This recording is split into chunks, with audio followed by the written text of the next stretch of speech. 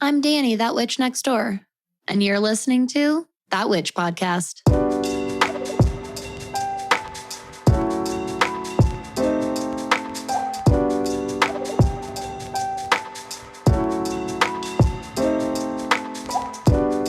Hello, everybody.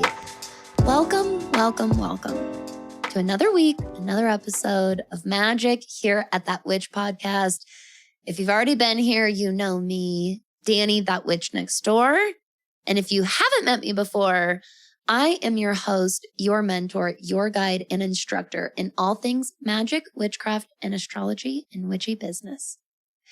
So I am, as always, so excited for today's episode because I was really struck with inspiration. I'm at a really cool shift in my business right now because, and likewise a shift with the podcast in that I never could have predicted how well so fast this show was going to do. That means my lovely listeners, all of my amazing neighbors. I hope that you didn't clutch your pearls when I said there were shifts happening in the podcast. Don't worry, all good things. The shift that's happening is I am putting my first and foremost, as far as content, time management and energy goes, I'm putting my energy and attention and dedication primarily to you, to the show, to the podcast. Not Instagram, not my email at the time, not my, my blog right now, none of my main platform that I am going to be gearing the vast majority of my energy to is going to be the podcast. So this is why you can plan on always getting your content every week, whether it's really introspective, insightful episodes with me or with another guest, or if they're really, really goofy and silly and fun, or whether they're really educational based, whether they're nice, long, chunky episodes, or whether I give you a quick half-hour mini training on something in astrology or witchcraft. I want you to know that you can count on that witch. I love saying that. I'm serious though. I love doing this for you. I love coming on to the mic and connecting with all of you. This is one of my most favorite parts about my job. Getting to connect with all of you through the show and then getting to connect with my clients is why I do what I do. So I'm just really excited to let you know that we're going to be really full throttle on the podcast here. So I will always be on Instagram. It's a really great place to get announcements and updates. It's a great place to get a hold of me if you ever need to shoot me a quick message. You can also always go email, of course, but it is a good contact platform for me.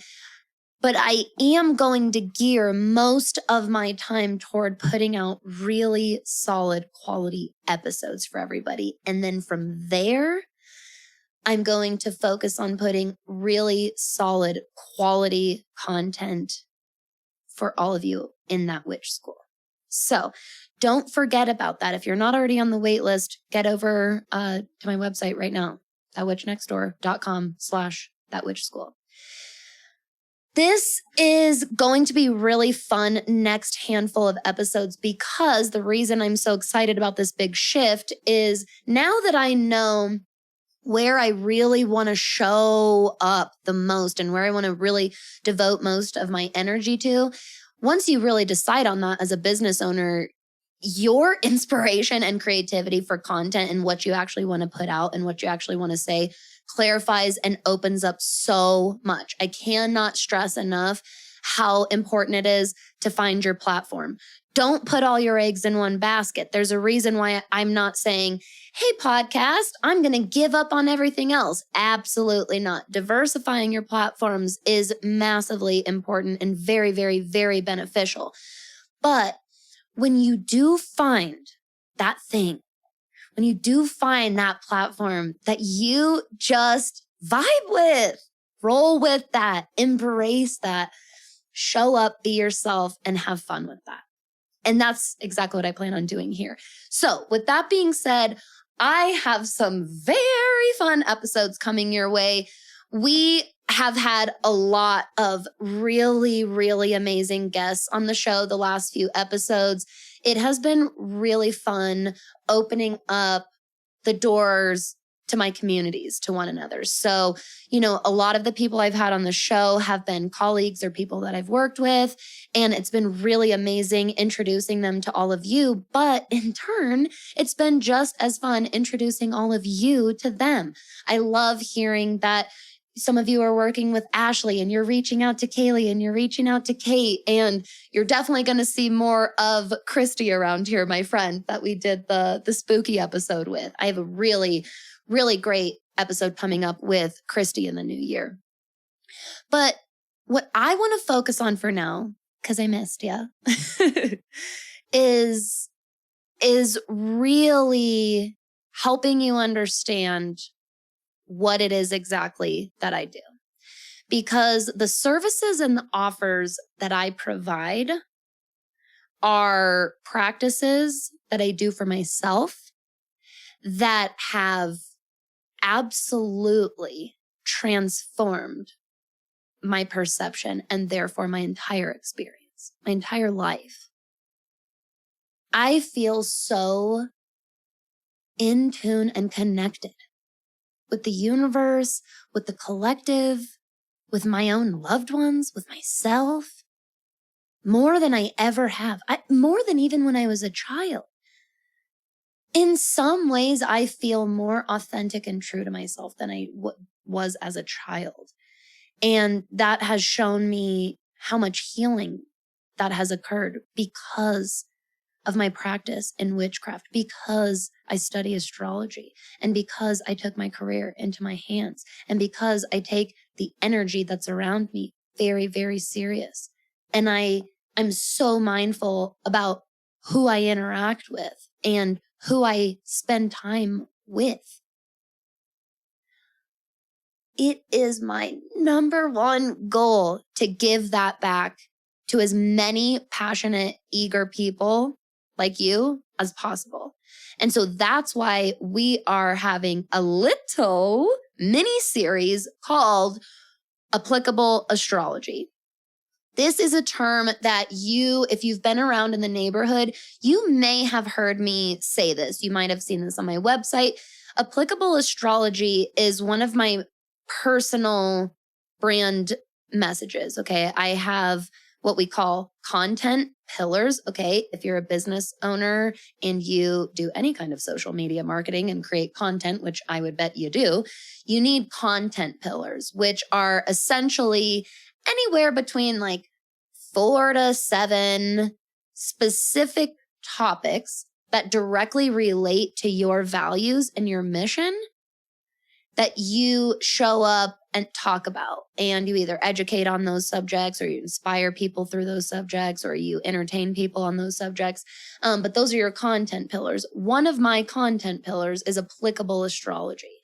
And this is so important to me because I really do believe, and I have personally witnessed so many people study the beautiful gift of astrology and totally get lost in it and never use it as a tool. And honestly, not even use it. They learn it and allow it to totally control their lives. It's suddenly is not a tool anymore at that point. And I mean, if you want my off the cuff, blunt comparison of what I do think it becomes like their Bible. It becomes this toxic deity almost that controls your everyday. And friends, that is not what astrology is. And that's not what astrology is for. But we all do create our own realities. So if that's the reality that you create for yourself, that is the experience that you're going to have with the cosmos.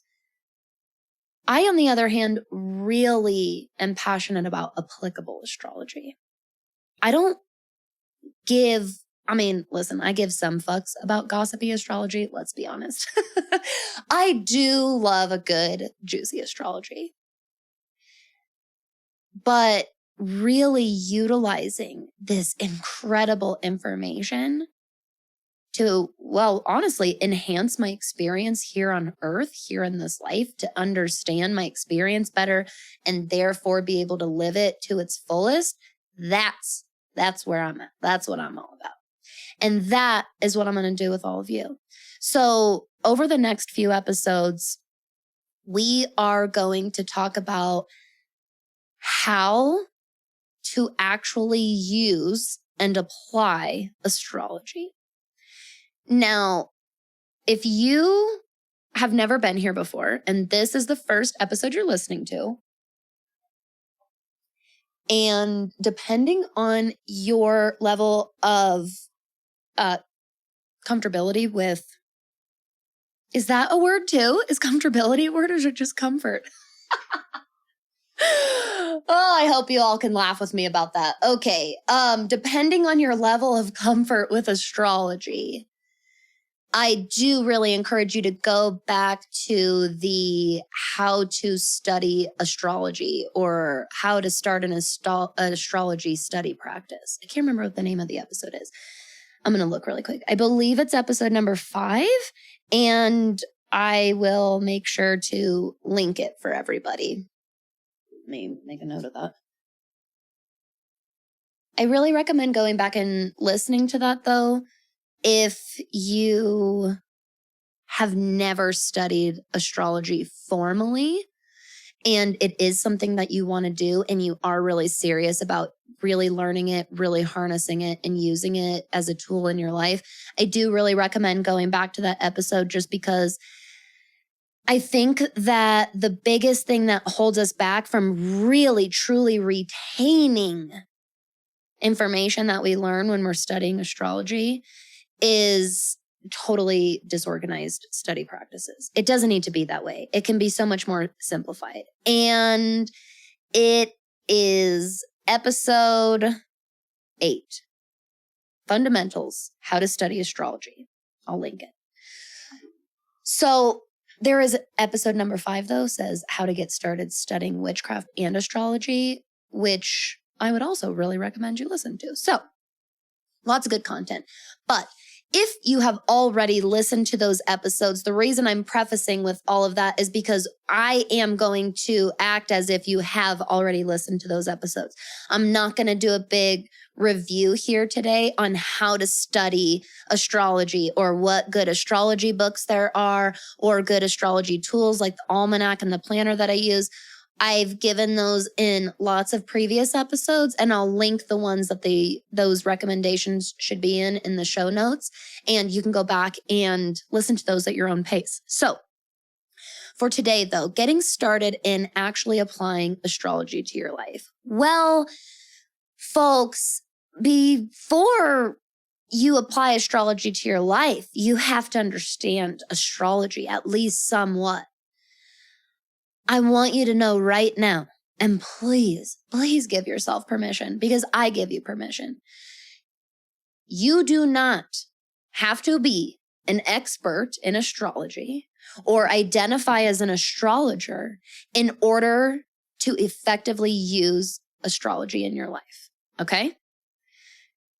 Seriously, please don't let yourself be held back because other people know more than you about a subject that is just so easily studyable. You can just keep studying it and learning more. Who cares if people know more than you? There's 9 billion people in the world.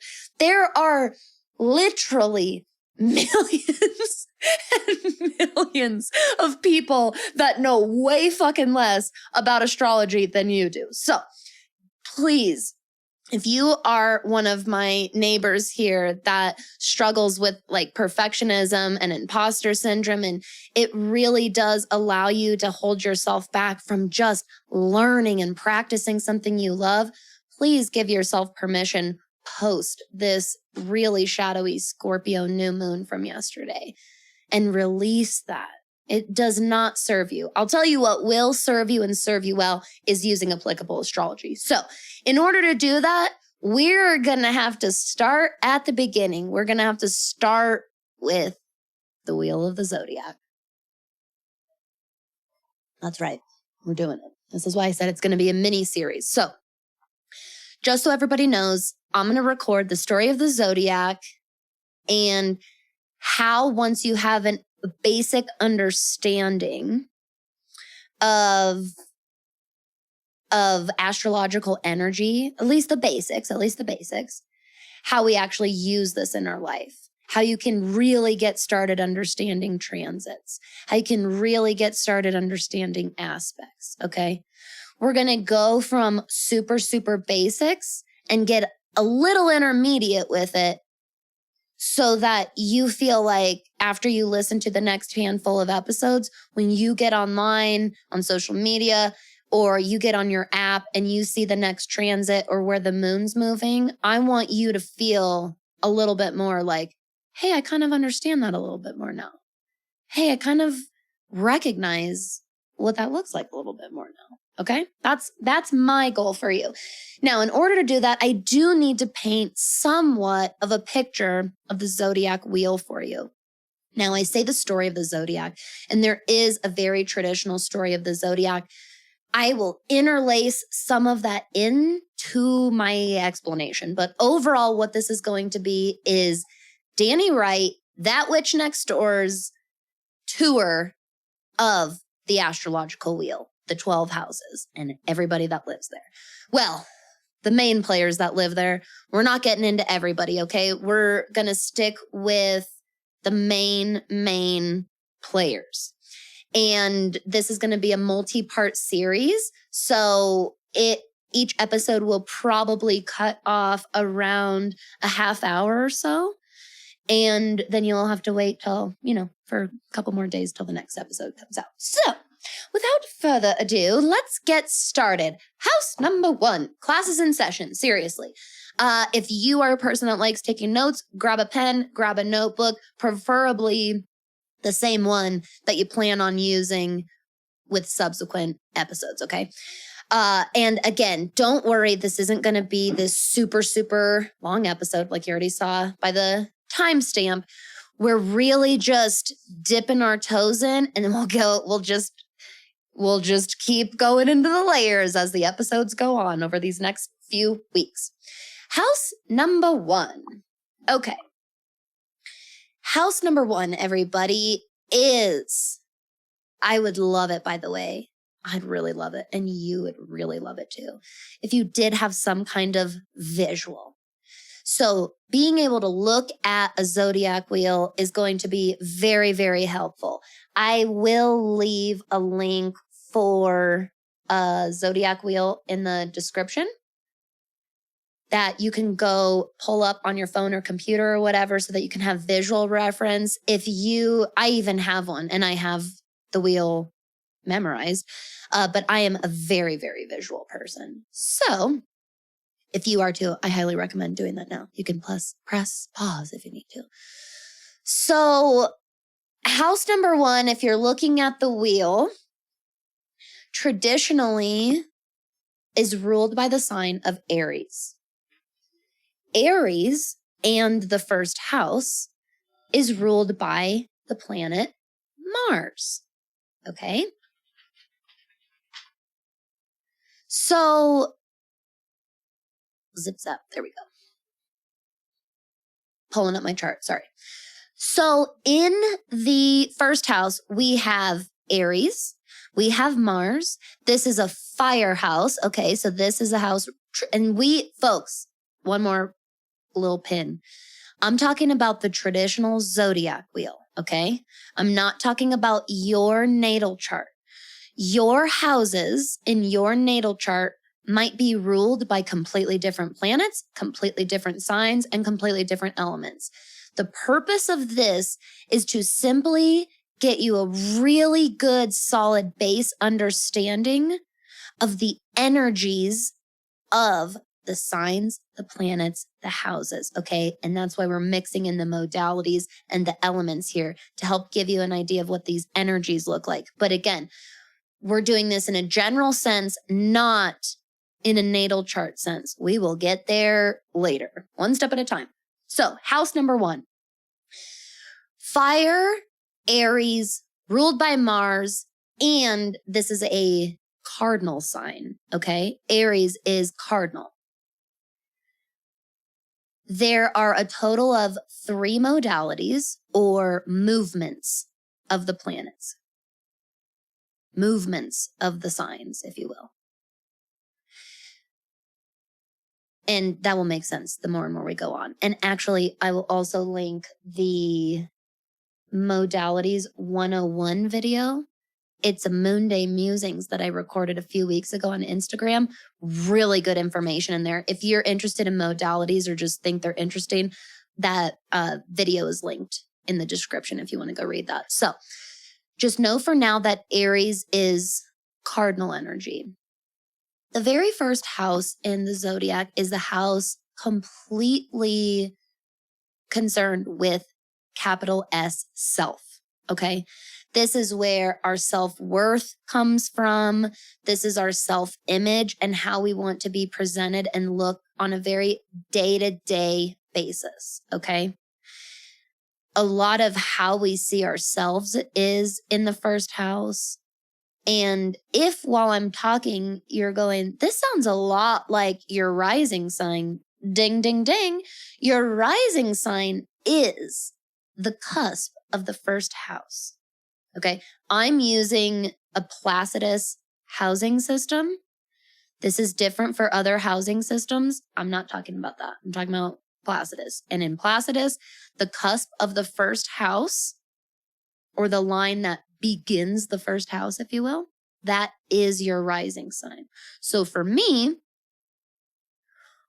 at the minute that I was born on October 30th in Colorado, the eastern horizon was aligned in the sign of Leo at 20 degrees. And so from there, when we calculate an astrological natal chart, based on a Placidus housing system, we take that 20 degrees of Leo and therefore chart the remaining houses based on that rising sign, okay? That's why, my chart, since I'm a Leo rising, my house isn't ruled by Aries, right? That's just the traditional zodiac wheel. But to give you an idea of what there's going to be a lot of similarities. So to give you an idea of what's in that first house, starting to give you a peek in, because I know most of you have learned your rising sign, this is a great starting point, okay? Because you've probably looked into and learned about your rising sign and don't think so much about specifically what sign it's in, think more about what are the characteristics of a rising sign in general. From there, you can start to understand the connection to the first house. And then from there, even more, you can kind of start to understand its connection to Aries. And then even further, you start to understand its connection to Mars. This is why planetary rulers are so important. There are many, many, many layers, and we're just going to go through the layers. If it feels overwhelming, it is. But I promise you, stick with it. Stick with the layers, because the fact that they all connect, it will make it seem a little overwhelming at first. And at the end, it'll kind of just glue everything together for you. I promise. Now, in this first house, in this very fiery first house of the zodiac wheel, this takes place in springtime, okay? So Aries season starts in like late-ish mid-March, okay? Usually around March 20th. And this is the spring equinox. It's that spark of life. It is that fresh, brand new start. Okay. So the astrological year begins at Aries season, and this will also help you start to understand the connections there. Oh, that actually makes a lot of sense that Aries traditionally rules the first house. Okay. Because in the cycle and seasons of life, that very first house or that very first stage of life, if you will, you are very concerned with self. This is where ego is born, okay? And this is really important because the first house is literally representative of our physical existence here, okay? There's so much of our physical body is in the first house and in the rising sign. It represents your rising sign and a lot of your first house. It represents how you emerged and therefore how you are seen and want to be seen and see yourself in this world. It's very, very important. It provides quite the foundation for the remaining 11 houses, quite honestly. All houses need to be healthy, but we're going to talk about why each one needs to be healthy. The first house, if we start off with this really hard, tainted, negative self-image, we are definitely not starting off on a strong foundation, okay? So this is the house where a lot of our confidence and self-esteem is as well. So that is definitely an area to look to for issues like that. Now, because the first house is ruled by Mars and ruled by Aries, traditionally in the Zodiac Wheel, there's a lot of strength. There's a lot of courage.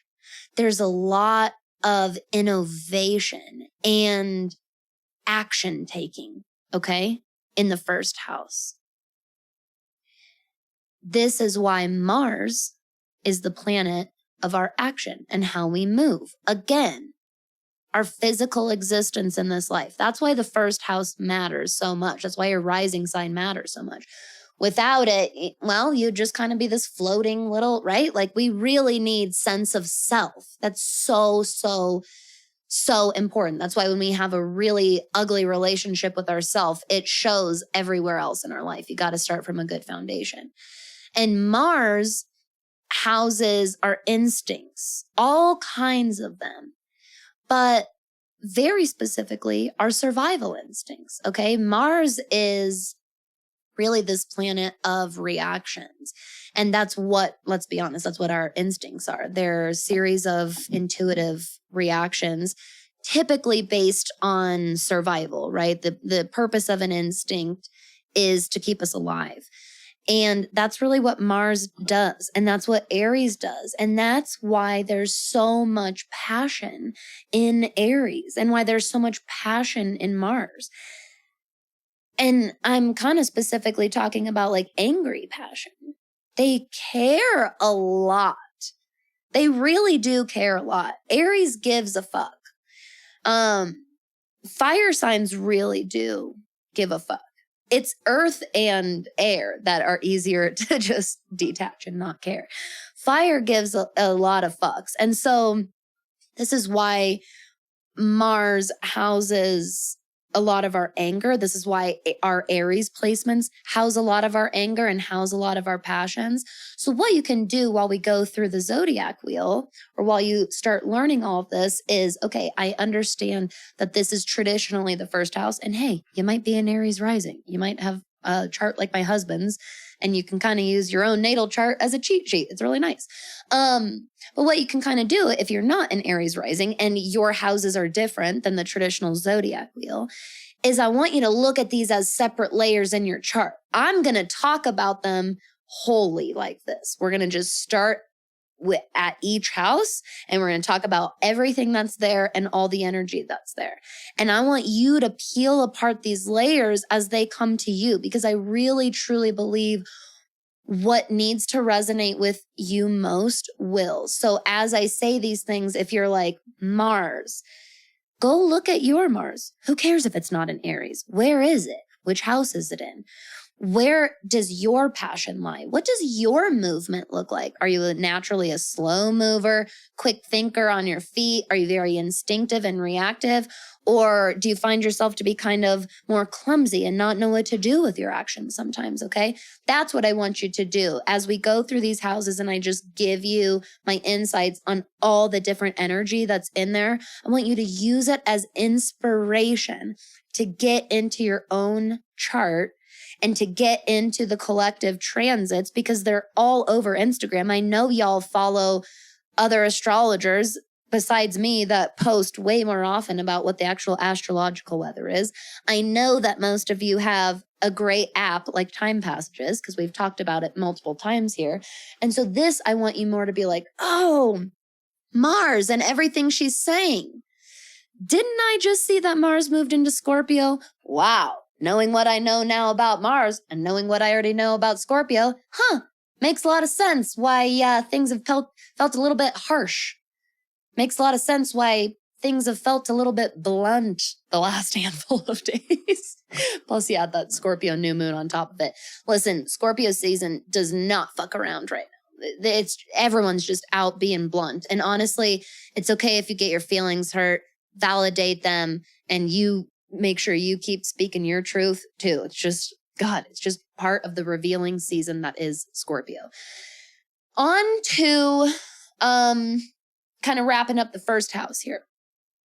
So know that this is self-related, that it is ruled by Aries, that the cusp of this house, the line that begins the first house is your rising sign, and that's where the Eastern horizon was and what sign it was aligned with at the time that you were born. That's why we as astrologers need your birth time and your birthplace, because we need to know where the horizon was. And I think the horizon moves every like 2.5 hours or something like that. It's something like that. So that's why the time really, really matters. We know that this is a cardinal house traditionally because it is a very initiative house. It is concerned with brand new beginnings, and therefore we find a lot of innovation in the first house. We find a lot of innovation in Aries, and we find a lot of innovation in Mars. They all look a little bit different in their own way. A planet is not a sign, and a sign is not a house, right? They're all different, but don't forget that they are still connected, okay? They are still very connected, and there's a lot of similarities. Into the second house, we now go. From Aries, we now go into the earthy earth sign of Taurus. Taurus rules the second house, and Taurus is ruled by Venus. So Venus rules the second house. This is an earth house, like I told you. And this is a fixed modality. Knowing all of these different layers, let me describe to you what the second house is. This is the house where if Aries and the first house is gaining self-awareness and coming into life, Taurus and the second house is where we lay down roots. This is our very first example of sustainable energy. There is a drive toward longevity, okay? Very early on in the stages of these seasons, okay? And so in that second house, because this is a house of, hey, I have the intention of laying down roots and staying here, essentially on Earth. That's what we're saying. In the first house, we're like, okay, we're going to be born and we're going to be humans. Let's do it. You get born. Then in the second house, it's like, all right, basically I'm signing up for the deal and I'm going to stay a while. How do I survive the physical conditions here? And that's why it's a very earthy house. Okay, we need shelter in the second house. So this is our house and our possessions. This is our money and our finances. Anything that you need to do this game here on Earth, here on life, all of those like mundane like tasks that you have to do, like laundry and taxes. And well, taxes are a little more, we'll get there, but those mundane life day to day, that's what I should say, those day to day mundane life tasks that you have to do, that's going to be in the second house. So how you take care of your belongings is in that house, a lot of that stuff. Now, because this house is traditionally ruled by Venus, okay, because it's ruled by Taurus, I've always interpreted that so beautifully in the story of the Zodiac, because it just goes to show that right off of the bat for our existence, we were given the gift of love and beauty and that deeper meaning of life. And I just love that, because of the second house is so practical and grounded and about like, it's still about survival. The first two houses are very much about basic survival. Honestly, when you need to meet super basic needs of yourself, you can definitely look to your first and second house. Look at who rules your first and second house, what planet rules that, and get an idea of, oh, I definitely can better meet my own very basic human needs knowing this information now. So there's still this very raw, animalistic survival energy in the second house traditionally. But because it's Venus ruled, it just takes on this deeper meaning right off of the bat, which I think is beautiful. To me, it's a sign right off the bat that our life and our existence has meaning, that it's not all for shit, that we're not just born to die and never exist again or what. It's proof of that to me, to know that we very first like choose the life here and then we choose to stay there. That means that there's something worth staying for. And just so you know, this is why grounding is so important, because we are meant to experience this life. Your earth energy, folks, your earth placements, they're important in your chart. Okay. They are what get you to stick around for the earth show and play the game. All right. I'm not saying it's fun all the time, but you did choose it. Your higher self chose this. So knowing that there's this deeper meaning to life and that we want to stay around, know that then traditionally the second house, Taurus placements, this has a lot of practicality. Okay. This is why Taurus is so patient and practical, because it had to be to survive. It desired the longevity. And in order to accomplish that, it really had to be very, very patient. And so this is why when you need to tap into your patience, or on the flip side, maybe look at areas you get a little maybe too patient on, maybe you get a little stuck. You can definitely look at some Taurus placements, because I have a Taurus midheaven and I definitely have to work with that energy for both reasons. It helps me slow down when I need to slow down, and I have to do shadow work and work with, the unevolved side of that energy and go, hey, I've been kind of self-sabotaging by not moving on this idea literally at all. Why am I in a freeze state about it? Okay. So that is a really, really good example of the difference between first house Aries energy and second house Taurus energy. Okay. So the difference in those modalities, Aries, Mars, this is very, very fast paced, very impulsive and very instinctive. Taurus, Venus, this is a lot of patience. Okay. This is a nice wide berth because it's a very understanding sign. The fire and air signs, traditionally we would say they're masculine and the earth and the water signs are feminine. I'm really trying to remove gender from my astrological description. So instead, what I'll tell you is that fire signs and air signs are very action-based, okay? And water And earth signs are very receptive or observation based. We need both. Okay. Don't forget the point of all of this is balance and harmony. I'll say it a trillion times. I don't care. Okay. Now, that's a really good example, okay? Look at your Aries placements, especially those of you born around Aries and Taurus season. You probably have some Aries and Taurus placements, and you'll be able to go look at those planets and those houses and go, yes, this makes a lot of sense. Because I have a similar situation where I have a Gemini Mars in my 10th house right by my Taurus midheaven. So I have this crazy patience to the point where sometimes I won't even move on something. And I also am a very fast speaking, quick moving, kind of quirky, almost jittery person in my own movements as well, which is very well explained by my Gemini Mars. So definitely use this information too, to go in and look at your own complexities and your own dualities within your own personal traits in your charts. Okay.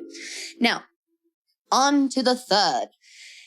In the third house, traditionally in the Zodiac Wheel, we are ruled by Gemini, and Gemini is ruled by Mercury. This is the house and home of everything communication and information processing. Okay. So in Aries, we were born and we explore the environment. In Taurus, we really lay down roots into our environment so that we can actually live and thrive long term. And then when we get to Gemini is when we're like, oh, now I'm ready to interact with my environment. Okay. Now I'm really, really ready to actually interact. This can be with objects. This can be with other people. That's why Mercury and Gemini are very social. But don't forget, this also comes in the form of reading, for example. So consuming information on social media, or honestly, just consuming information in the media. That's Mercury stuff. That's third house stuff. Okay. This is very Gemini energy. Is not everybody's like, yeah, Gemini talkative. Got it. Yes. And very absorbing. Gemini genuinely is. Gemini and Sagittarius are the most curious. Sagittarius is the most seeking sign, but Gemini wins for the most curious, just plain old curious. Gemini just wants to know. They don't necessarily have a judgment about whatever it is that they find, but they got to know, and they got to know every last fucking detail about it, okay? That's why the third house is information processing and why it was traditionally has been ruled by Gemini, because it's all about gobbling up the information and then what do you do with it? Okay. So when you really need to look at and look into your communication style and habits, like, do you feel heard most of the time by most people? Do you feel like you overtalk people? If you feel like you struggle with or have any kind of issues with communication, which, by the way, everybody does, even the most well-spoken people, there's at least someone in your life that you have a hard time communicating with. Look to your third house, look to where your Gemini falls in your chart, and look at where your Mercury is and any other planets that are around it or any aspects that are being made to it, okay? This will really help give you an idea of what kind of communicator you are and what kind of needs that you have. And it will show you, as usual with every house, your own self-sabotaging behaviors, your own shadows that you are really called to confront so that you can enhance your communication and information processing experience. So I have aspects from my Gemini Mars to my Mercury in Scorpio in my third house. The best way to explain it is there's quite a few aspects being made to my Gemini Mars and quite a few aspects that are made to my Mercury. They don't necessarily affect one another super strongly, but there's a lot of themes in my life around communication, around my message, around me speaking, around me listening, okay? It is very clear and apparent in my chart that communication and interacting with others and the information that I choose to consume is a very, very large area of focus that I chose to really hone in on and work on in this life. So that, just don't forget that Gemini is the twins. In that third house, we have the duality. Okay. It's not just the house of fucking talking. It's the house of listening. It's a really, really good place to go when you feel like you don't know why nobody understands you. And it will help you kind of look into, is that because of something I'm doing? Is this because of some way that I'm speaking? Is it because I don't let other people feel heard and they stop giving me space to feel heard? Okay, so dig into your third house. And then before I forget, third house, Gemini, Mercury, this is an air energy, okay? We go fire, earth, then air. And Gemini is a mutable modality. So it is a very adaptive sign. The point of mutable modality is to be flexible, to adapt, and honestly, to just flow, because life and our existence is ever changing. So the mutable movement is very, very, very important for this. On to the last house of the episode until next time, the next part in this series, is the fourth house. We are now in the element of water. Here we are at Cancer. Cancer rules the fourth house. And that line, the first cusp that begins the fourth house, that is called your IC. Okay, so we've made our way through the first quadrant of the Zodiac Wheel. In the fourth house, we are now introduced to our emotional experience. In the first house, we're introduced to our experience with self and just kind of experience in general, right? That's existence. That's what first house stuff is. In the second house, in the earth element, we're introduced to our physical experience. And in the third house, we are introduced to our intellectual experience, okay?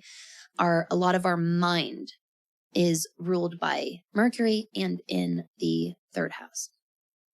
In the fourth house, though, the universe was like, hey, by the way, I'm going to give you feelings. You're going to feel stuff, and those feelings are going to matter, and they're going to be super confusing sometimes. And they will conflict with all three of those other experiences sometimes. In fact, sometimes all four of the elements and their energies and the experiences they represent are totally just going to conflict themselves within you and within your life. And that's kind of the point. The digging our way through and finding how to harmonize and balance all of these energies, that's living. That's our existence. The ever seeking of harmony, I guess. In the fourth house, we are back to a cardinal sign. Okay, we're back to a cardinal modality, as Cancer is also a cardinal sign, just like Aries is. So this is where I start having a lot of fun teaching astrology, because now we have a whole new layer and kind of overlap to start taking into consideration. Because Cancer is a water sign, and so it is very, very different from Aries in a lot of ways. However, there are lots of similarities as well. And that's what I love about modalities. Really, really will help you understand, like really understand the energy of the different signs when you really get down the elemental energy of them and the polarity energy of them, as well as the modality energy. So this, very similar to Aries, is still a very reactive sign. This is very initiative and innovative. Therefore, there's a lot of impatience here, okay? If you know unevolved Cancer energy, you know probably a hothead. You know someone that probably loses it pretty easily. Now, because this is the first place we get introduced to our emotions, all of that interacting that we learned how to do in the third house and with Gemini, that curiosity we had for our environment and processing the information around us, has now morphed into a deeper meaning. in the third house, we form our first real attachments, okay? Because that's the first house of emotions. This is where we really develop relationship attachments, but more specifically, family-based. This is the house of your childhood, okay? Your home life, if you will. Not the home that you have and the legacy you leave on. We'll be talking about that next time in the fifth house. In the fourth, this is about your childhood, your home, and your parents or caregivers, okay? Therefore, this is tied to our roots and where we come from. The IC in general, that angle, that line, the cusp of the fourth house, is very much concerned with your roots and who you are at the innermost part of your being, okay? When we get there to the top hemisphere of the chart, we'll talk about how it's very different in relation to the midheaven, which is its opposite point, okay? But for now, know that the IC is the innermost part of yourself. Your inner child is there. Like I said, your deep, deep childhood memories. Therefore, there's a lot of our subconscious there. Not all of it. A lot of our subconscious is in the 12th house, and we will get there. But this is really the beginnings of it. This is the house to look at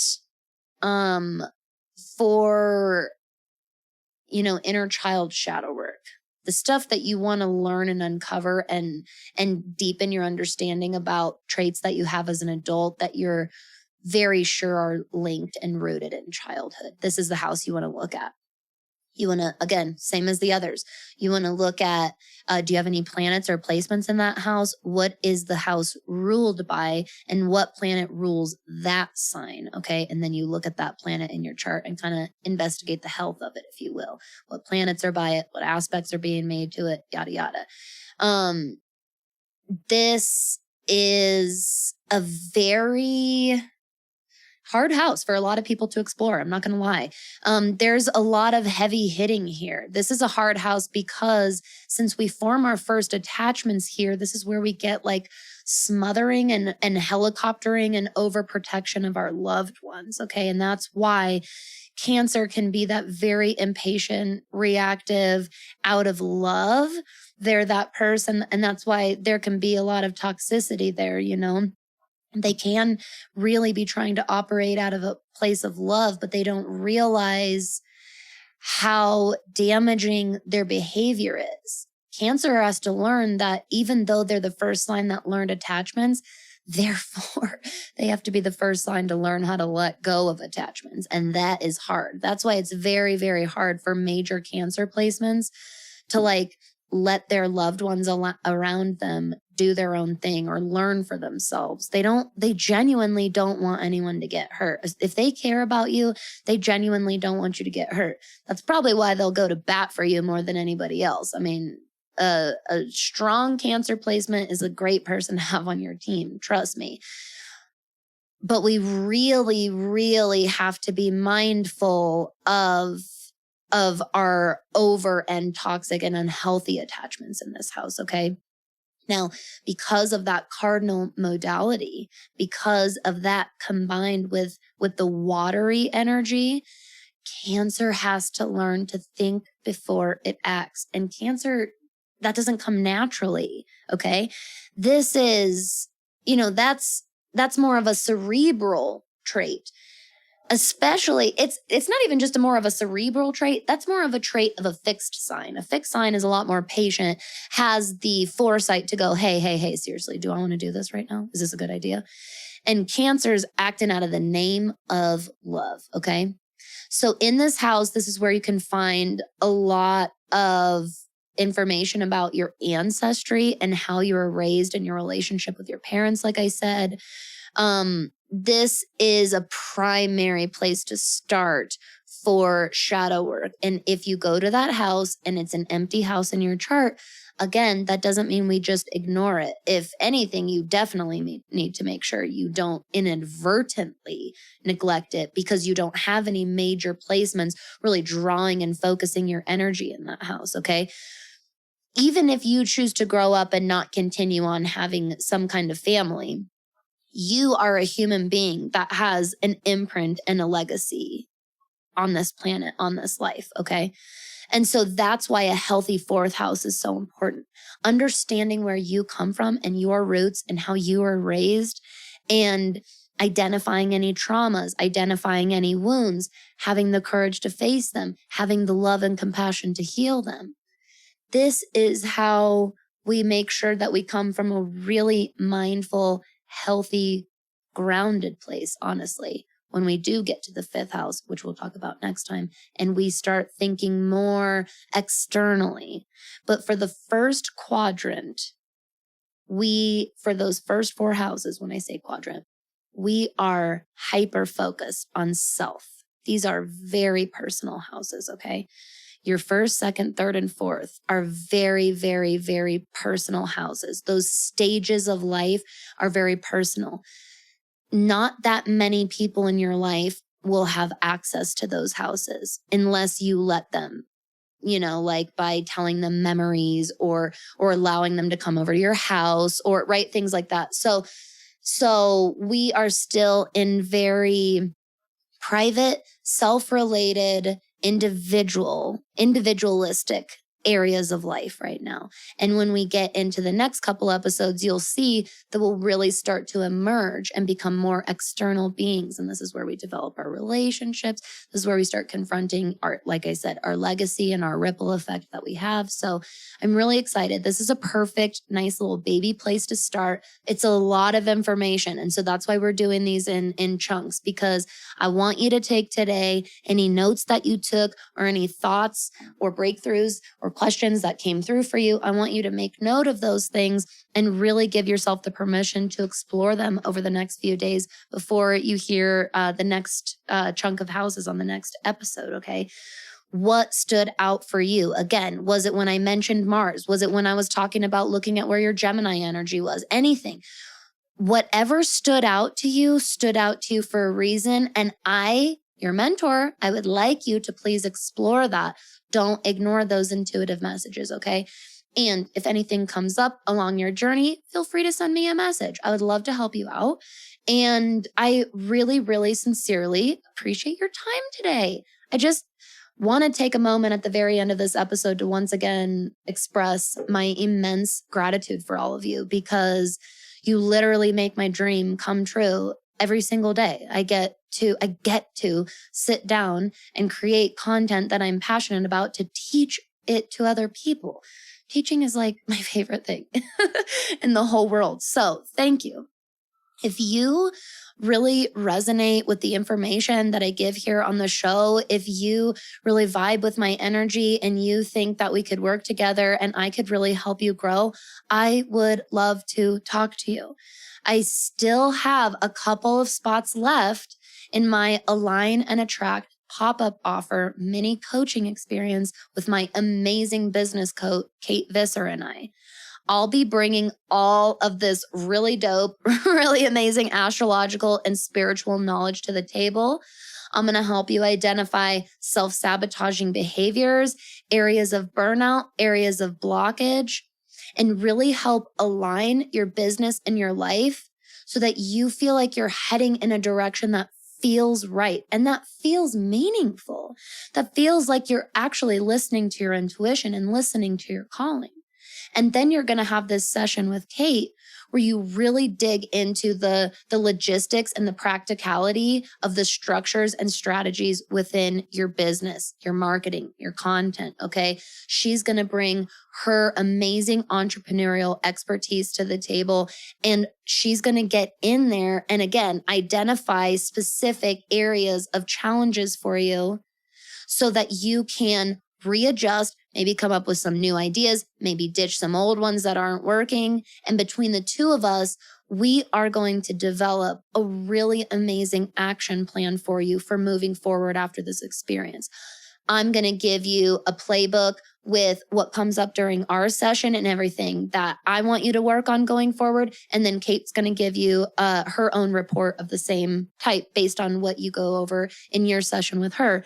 And then, if that wasn't enough, you're going to get to meet with both of us for an awesome final collab closeout call where really, essentially, we kind of Tetris together everything that Kate and I both came up with you during these sessions and just give you our final sending off thoughts and advice and tips for really taking all the information that you learn in the program and using it and actually applying it for your fullest success and potential. I am so excited to be working with Kate. If you have not heard my episode with Kate, it's just a few episodes ago. Make sure you go back and listen to it. It's all about actually crafting an aligned strategy in your business. And I think that it's a really great example of the beautiful combination of energy and skills and knowledge that Kate and I both bring together to the table. So if this is something you're interested in, this is by far the most affordable way that you're ever going to be able to access both Kate and I within the same like combo container like this. Like I said, it's a pop-up offer. This is limited time. Registration closes November 8th. Okay. So you still have time. If you have any questions though, if you're excited and you are interested and you have questions, but you're really not sure. Hey, I'm an open book. So is Kate. We would love to talk to you and answer your questions. Totally no pressure, totally obligation free. But this really is a very affordable program that is perfect for anybody that has been wanting to at least try out working with me or try out working with Kate. The total cost of the program, again, for 2 coaches and 3 calls and this tangible action plan going forward is $666 USD. And we do have some payment plan options available. Okay. So we want to work with you. We want to help you. That's what Kate and I are all about. Again, if you didn't already, make sure you go listen to that episode. It's really inspiring and motivating. Everyone, this was amazing. Again, thank you for allowing me to show up and do what I love and allow me to teach astrology and spirituality to you. I cannot fucking wait to keep going on this applicable astrology journey with you. Don't worry. I'll keep messing up my words because I'm not perfect. But I promise to never over-edit myself and just show up as who the fuck I am. So that's what you got. All right, everybody. Thank you, thank you, thank you. Until next time in the series, I hope that you have the best weekend and y'all stay magical out there. Bye. Hey, thanks for listening to this week's episode of That Witch Podcast. If you enjoyed what you heard here today, I would be really grateful if you would head over to iTunes right now and leave a super nice 5-star review. You can follow me on Instagram and TikTok at thatwitch.nextdoor. I love connecting with all of you outside the show. Keep those questions, keep those comments coming. You can send fan art, suggestions for topics on the show. You can nominate people to be interviewed on the show. Send anything like that to thatwitchnextdoor@gmail.com. And if you'd like to work together, I am offering a really amazing mentorship program. I'm only offering a very, very limited number of spots. You can submit your application and learn more on my website. And you can also book a one-on-one session with me at thatwitchnextdoor.com. Thank you so much again, and I'll see you all next week.